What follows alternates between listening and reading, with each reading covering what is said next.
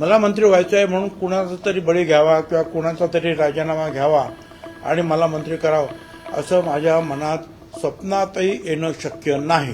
तो जो खून झालेला आहे तो अतिशय भयंकर, कारण ते आमदार धस ज्या पद्धतीनं हाऊसमध्ये सांगत होते अंगावर शहारे येतात। अंजली दमाने यांना ज्याने ज्याने धमक्या दिलेल्या आहेत त्यांचे ते नंबर जे आहेत त्याने पोलिसांना कळवले पाहिजेत आणि पोलिसांनी जे आहेत त्यांच्या त्या सर्व लोकांवर ताबडतोब कारवाई केली पाहिजे।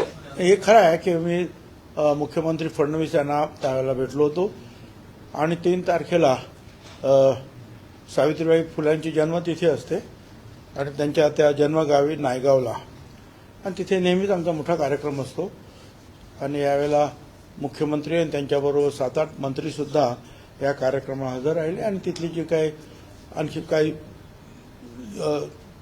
डेव्हलपमेंट्स करायच्या आहेत, काही इमारती वगैरे स्मारक वगैरे किंवा संरक्षण प्रबोधिनी वगैरे निर्माण करायची आहे त्याबद्दल जे आहे त्यांनी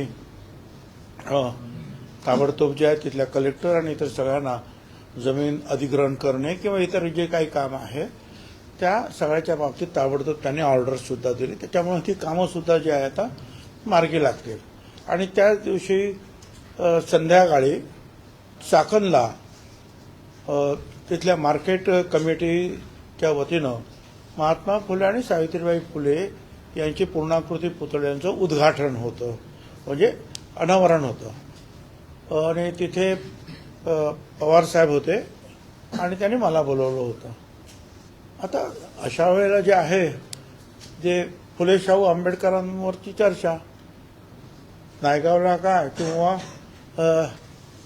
चाकणला काय, फडणवीस मुख्यमंत्र्यांबरोबर काय किंवा पवारसाहेबांबरोबर काय, बाकी राजकारण नाही काय त्याच्यावर। नाही पण राजकीय चर्चा काही झाली नाही, कारण की तुम्हाला एक चिठ्ठी लिहून दिली होती पवार साहेबांनी स्टेजवर, तो व्हिडिओ पाहिला। राजकीय काही चर्चा झाली नाही तुमच्यामध्ये? नाही, राजकीय चर्चा नाही। भुजबळ साहेब, धनंजय मुंडेंचा राजीनामा एक मागणी जोरदार सुरू आहे, दुसरी राजकीय वर्तुळात चर्चा सुरू आहे की मुंडेंचा राजीनामा होईल आणि भुजबळांचा मंत्रिमंडळासमोर होईल, खरं आहे? हे बघा, मी एका ठिकाणी सांगितलेलं आहे की मला मंत्री व्हायचं आहे म्हणून कुणाचा तरी बळी घ्यावा किंवा कुणाचा तरी राजीनामा घ्यावा आणि मला मंत्री करावं असं माझ्या मनात स्वप्नातही येणं शक्य नाही। हा पहिला भाग। दुसरा भाग, आपण जे सारखं मी आता ऐकतो आहे मीडियातून विशेषतः की धनंजय मुंडेचा राजीनामा घ्या, धनंजय मुंडेचा राजीनामा त्यांनी दिलाच पाहिजे। मला याच्यावर सांगायचं आहे की फडणवीसांनी स्पष्ट सांगितलेलं आहे की मी पूर्ण चौकशी करणार आणि चौकशी केल्यानंतर त्याच्यामध्ये जर कोणी काही दोषी जर सापडले आणि जे जे कोणी दोषी सापडतील लहान मोठे, ते आका काय काका काय कोण जे काय असतील ते, त्या सगळ्यांवर कारवाई करू, परंतु त्या अगोदरच आपण मुंडेंचा राजीनामा का मागतो आहोत? चौकशीत काही बाहेर आलंय का तसं? बरं, तुमच्याकडे जर काही माहिती असेल तशी तर तुम्ही द्या, पोलिसांकडे द्या, ते चौकशी करतील। परंतु असं जर जोपर्यंत कन्फर्म्ड होत नाही की त्यांचा हात त्याच्यामध्ये कुठेही आहे तोपर्यंत का राजीनामा त्यांनी द्यावा किंवा मागावा तरी आपण? मला हे काही बरोबर योग्य वाटत नाही। एवढी काय साफ म्हणून भुई थोपटणं हे काही बरोबर नाही, कारण या अशा एका प्रकरणातून मी सुद्धा स्वतः गेलेलो आहे। 2003 मध्ये ते तेलगी प्रकरणामध्ये तेलगीला मोका लावला मी, पकडलं मी, सगळं काही केलं मी आणि माझ्यावर आरोप व्हायला लागल्याबरोबर माझा राजीनामा घेण्यात आला। त्यावेळेला मी उपमुख्यमंत्री आणि गृहमंत्री सुद्धा होतो आणि मग तिथली परिस्थिती आणखी फार विचित्र टर्न त्याला मिळत होते। तिथे राज्य त्यावेळेला आमचं होतं, राज्य सरकारमध्ये आमचं राष्ट्रवादी आणि काँग्रेस सरकार होतं, परंतु एकूण परिस्थिती पाहता शेवटी मीच गेलो तिथे, सुप्रीम कोर्टामध्ये प्रयत्न केले आणि सुप्रीम कोर्टाच्या माध्यमातून ती केस जी आहे इथून सीबीआयला नेली आणि सीबीआय त्यावेळेला वाजपेयी साहेबांचं बीजेपी सरकार होतं आणि सीबीआयने पूर्ण आमची चौकशी केली पूर्ण सगळ्या फायली तपासल्या, प्रश्न विचारले आणि त्याच्यानंतर त्यांनी सांगितलं की तुमचं तर याच्यामध्ये काहीही दोष नाही, तुम्ही केलेली कारवाई अगदी योग्य आहे आणि माझं नाव सुद्धा चार्जशीटमध्ये कुठे आलं नाही. परंतु उपमुख्यमंत्री पद गेलं, होम मिनिस्टर पद गेलं, एक डाग लागला कारण नसताना, मनस्ताप झाला घरच्यांना, आम्हाला सगळ्यांनाच. आणि अर्थात परत मग जे पवार साहेबांनी आम्हाला 2004 मध्ये निवडून आलो आम्ही त्या येवल्यातून आणि मला मंत्री केलं. परंतु म्हणून मला मीच ते भोगलेलं आहे की कारण नसताना, प्रूव्ह झालेलं नसतानाच एकदम राजीनामा घेऊन असं आहे की ते सगळे जे नेते किंवा मंत्री होतात ते लहानपणापासून काहीतरी काम करत करत करत करत करत वाढत पुढे मंत्रिपदावर काही ताबडतोब मिळत नाही आणि अशा वेळी एकदम तिथून त्यांना अशा रीतीने राजीनामा मागणं हे काही मला काही योग्य वाटत नाही. हां, चौकशीमध्ये काय सापडले तर ते मुख्यमंत्री त्यांनाच बोलून सांगतील की बाबा तुम्ही काय करायचं ते करा, तो भाग वेगळा राहील. दादागिरी करणार ते जर मंत्री राहिले तर संपूर्ण चौकशीवर पण त्यांचा हातच कुठे आहे? हातच कुठे आहे त्यांचा? अजून काय सिद्ध झालं हातच? बरं, तुमच्याकडे जी काही माहिती असेल ती त्यांना द्या ना, ती द्या ना तुम्ही. आणि माझ्या वेळेस तर मीच मोका लावला होता, मीच सगळं काही खोदून काढलं होतं, प्रेस खोदून काढली होती बोरा बाजारमधली, तरी सुद्धा राजीनामा द्यावा लागला. तर राजकारणामध्ये हे अशा सगळ्या गोष्टी होतात. परंतु ते मला असं वाटतं की कोणावर अन्याय होता कामा नये. त्यांनी जर काय दोष असेल तर त्या दोषीला शिक्षा झाली पाहिजे. कारण तो जो खून झालेला आहे तो अतिशय भयंकर. कारण ते आमदार धस ज्या पद्धतीनं हाऊसमध्ये सांगत होते किंवा बाहेर सुद्धा बोलतात किंवा आम्ही जे काय ऐकतो ते पाहिल्यानंतर, जे ऐकल्यानंतर अंगावर शहारे येतात की खून होतात माणसांचे. पण अशा निर्घृण पद्धतीनं असा खून होणं म्हणजे कल्पनाच आपण करू शकत नाही. आणि जे कोण दोषी असतील त्यांना फाशी द्या ना तुम्ही, ज्यांनी हे केलं त्यांना. कोण त्याला नाही म्हणतं? फाशीच द्या त्यांना. परंतु कारण नसताना कोणावर तरी अन्याय होता कामा नये एवढं सुद्धा मला वाटतं. सगळे मुद्दा असं उपस्थित राहतोय की या सगळ्या प्रकरणामध्ये बीड असेल, परभणी असेल, पुण्यात असेल असे मोर्चे निघत आहेत आणि विशेषतः जरांगे परत एकदा जातीय भाषण करतायत, घरात घुसून मारण्याची भाषा करतायत. या संदर्भात काय मत आहे? हे बघा, हे जे आहे जरांगे, हे जे पद्धतीनं बोलतायत काय, हे काही बरोबर नाही. हे लोकशाही आहे, हे काय ठोकशाही नाही आहे. त्यामुळे मी सांगितल्याप्रमाणे जर दोषी असेल तर आपोआपच त्यांच्यावर कारवाई होईल. तुम्ही कायदा हातात घेण्याची काही आवश्यकता नाही आहे. आणि जरांगेच्या बाबतीत म्हणाल तर ते स्वतः काय मुंडे साहेब 4-5 वेळा त्यांचं उपोषण सोडवायला गेलेले होते. त्यामुळे ते एकमेकांना ओळखतात, ते पाहून घेतील काय आहे ते. त्याची एवढी काही काळजी करायची गरज नाही. सुरेश धस असं म्हणतायत, सुरेश धस अजित पवारांना म्हणले क्या हुआ तेरा वादा. सुरेश धस अजित पवारांना आठवण करून देताना असं म्हणाले की क्या हुआ तेरा वादा. अजित पवारांना आश्वासन दिलं पण काय या सगळ्या प्रकरणामध्ये योग्य चौकशी करेल आणि योग्य ती हो ना, मग त्यांनी सांगितलं, त्यांनी वादा दिलेला आहे. चौकशी करून चौकशीत जर ते दोषी असतील तर तो वादा पूर्ण होईल. नाही, पण यामध्ये महायुतीचेच घटक आहेत, भाजप त्यांचेच आमदार आहेत, ते राष्ट्रवादीचे मंत्र्यांना टाकले, त्यामुळे महायुतीत तणाव निर्माण होऊ शकतो. ठीक आहे, असं आहे. पण मला सगळ्यांनाच विनंती करायचं की थोडंसं शांतपणे हे प्रकरण आपण घेतलं पाहिजे. खून झाला, अतिशय वाईट पद्धतीनं झाला, त्या सगळ्या खुनांना फाशीची सजा झाली पाहिजे, हे बरोबर. परंतु कायदा सुद्धा म्हणतो की एक सुद्धा बेगुन्हेगार त्याला सजा होता कामा नये, एकाला सुद्धा अन्याय होता कामा नये, एवढंच मला म्हणायचं आहे. आणि म्हणून होऊ द्या चौकशी. आता तुम्ही सांगितलं कुणीतरी की त्या SIT जी काही नेमली त्याच्यामध्ये एक कोणतरी ऑफिसर आहे, तो ऑफिसर त्यांचा तिकडच्या लोकांचा काही दोस्त आहे, तर ताबडतोब त्याला फडणवीसांनी जे मुख्यमंत्र्यांनी बाजूला केलं. पण असं काही जे असेल ते माहिती पुरवत जा ना. शेवटी मंत्री काय बसलेले काय किंवा वरचे अधिकारी काय त्यांना सगळ्याच गोष्टी काय ताबडतोब माहिती असतं अशातलं भावना तुम्ही माहिती द्या. सुरुवातीपासून या प्रकरणात वाल्मिक कराडचं सुरुवातीपासून नाव घेतलं. सुरेश दस हा- पकडा ना त्यांना, पकडा, चौकशी करा आता. पंकजा मुंडे पण या म्हणतायत की वाल्मिक कराड हा धनंजय मुंडेंचा उजवाद आहे किंवा त्यांचा बरदस्त लाभल्यानेच तो मोठा झालाय. एकंदरीतच या प्रकरणात सुरुवातीपासून वाल्मिक कराड हे केंद्रस्थानी राहिलेले आहेत. वाल्मिक कराडाला राजकीय बरदस्त मिळाल्याशिवाय मोठा झालेला नाही म्हणजे झाला आहे का? ठीक आहे, आता ते बघा, ते पोलीस चौकशी करतील. ते तो मोठ्या करण्यामध्ये काय कोणाचा हात आहे.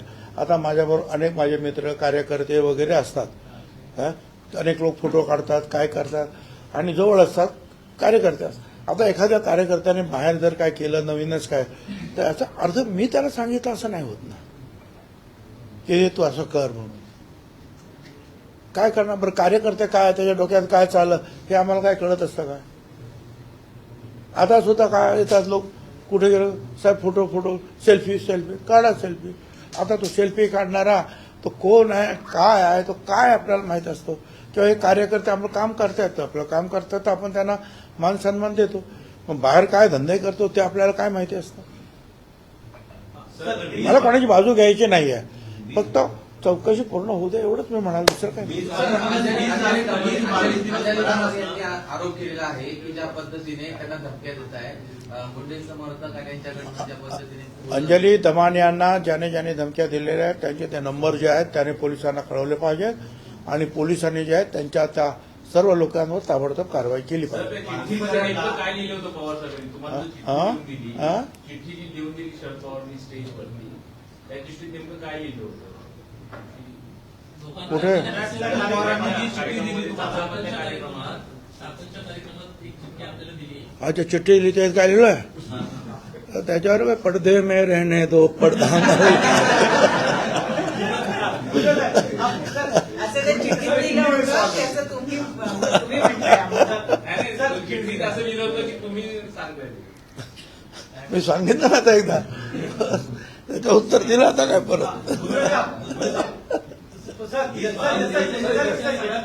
प्रफुल्ल पटेल, सुनील तटकरे लगातार प्रफुल्ल पटेल, सुनील तटकरे लगातार कह रहे मीडिया के सामने कि भुजबल साहब को मनाने का प्रयास किया जाएगा, 1-2 दिन में आपसे मुलाकात करेंगे. लेकिन वो आपसे क्या उनकी मुलाकात हुई? सच में वो मनाने का प्रयास करे? हमारी कोई मुलाकात नहीं हुई, कोई बातचीत नहीं हुई है. सर, ये आपको तो बयान देकर, मीडिया के सामने बयान देकर आपकी भावनाओं के साथ खेलने का प्रयास हो रहा है उनकी तरफ? मैं कुछ भी नहीं कहना चाहता हूँ.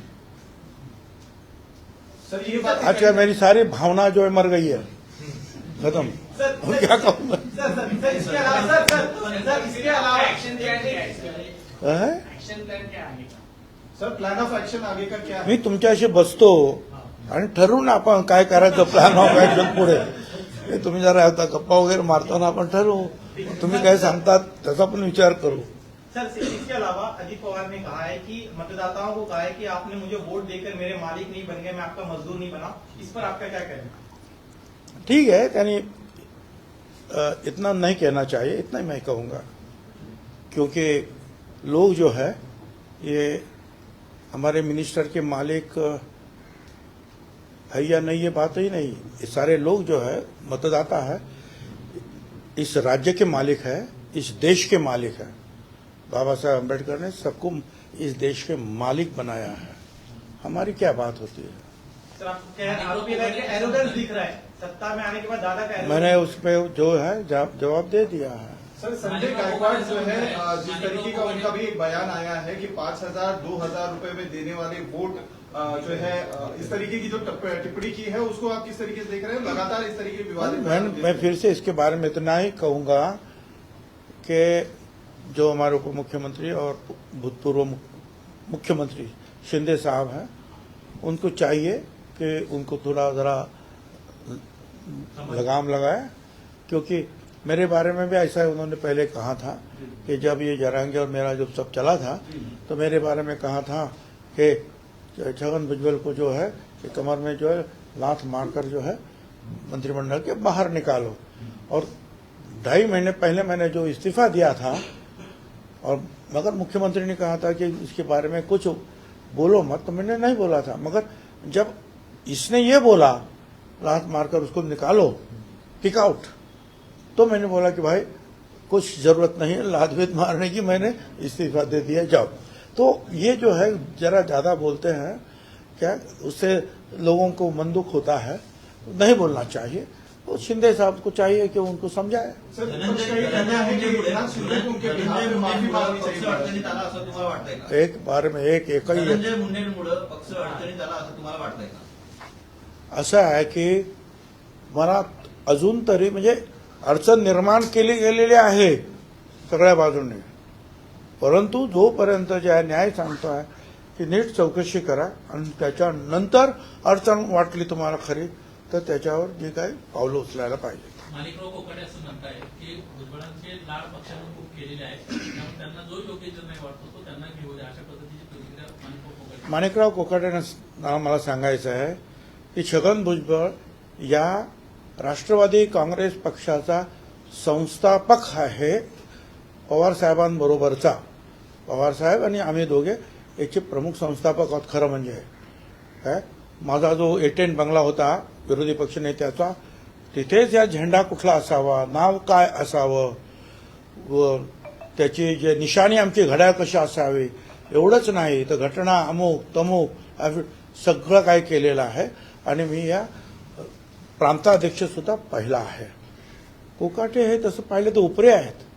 5 वर्षापूर्वी ते कधीही राष्ट्रवादीत नव्हते। 5 वर्षापूर्वी त्याने माणसं पाठवली की त्यांना यायचं आहे।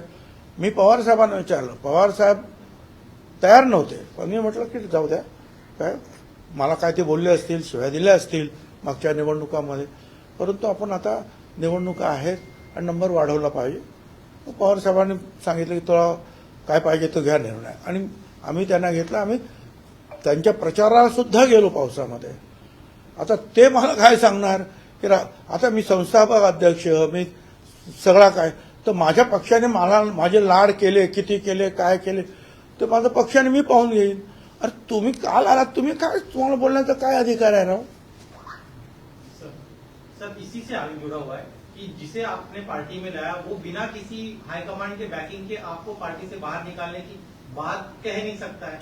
तो आपको लग रहा है कि जो बयान आ रहे कोकाटे के वो ऊपर से कहा गया है इनडायरेक्टली आपको लेकर? नहीं, ऊपर से इनको ये ऐसा कहो, ऐसा कहने वाला कोई नहीं, ये अपने आप बोलता है। ऊपर से कोई उनको ऐसा बोलने वाला नहीं। सर, धनंजय मुंडे का कहा जा रहा है कि उनका इस्तीफा लेकर शायद वो मंत्री पद आपको दे दिया जाएगा। इस पर देखिए, मैंने उसका जवाब दे दिया है, मराठी में दिया है। और मराठी में क्या दिया, उसका जो ट्रांसलेशन आप कर लीजिए भाई। मैं कभी नहीं चाहता कि किसी का मंत्री पद निकालकर जो है मुझे दिया जाए, और धनंजय मुंडे का इस्तीफा क्यों लिया जाए? जब तक ये प्रूव नहीं होता है, साबित नहीं होता है कि वो उनके ऊपर जो इल्जाम लगाया जा रहा है वो सही है, तब तक क्यों इस्तीफा मांग रहे, क्यों, और उसने क्यों इस्तीफा देना भी चाहिए?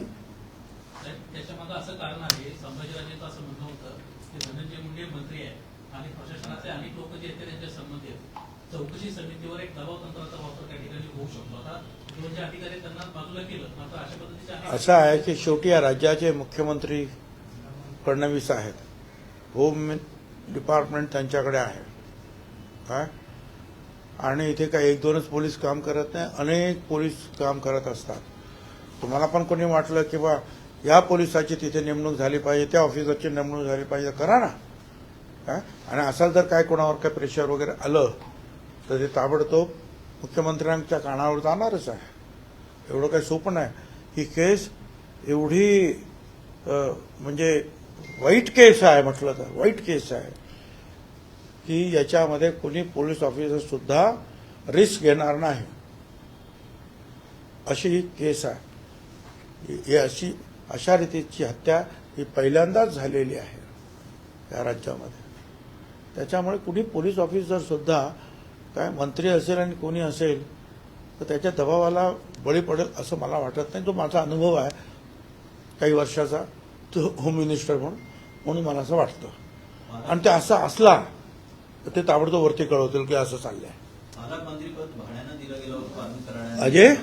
पालकमंत्रीपद वाल्मिक कराड यांना भाड्यानं दिलं गेलं होतं असं म्हटलं गेलं या प्रकरणात। मैंने कुछ सुना नाही, मला काय माहित नाही ते काय ते, बाकी काय त्याचे चिल्लर काय कोण काय बोलतो।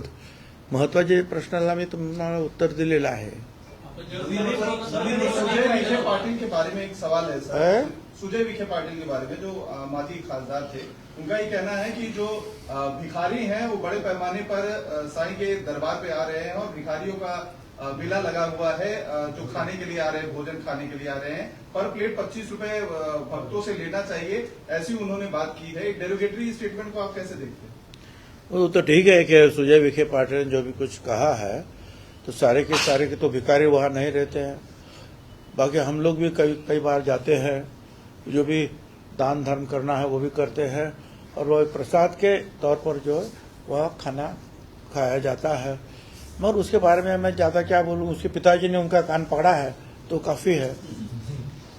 जहाँ पे नाही रहना वहाँ पे क्या चैना, अशा पद्धतीचं तुमचं वक्तव्य प्रचंड गाजलं.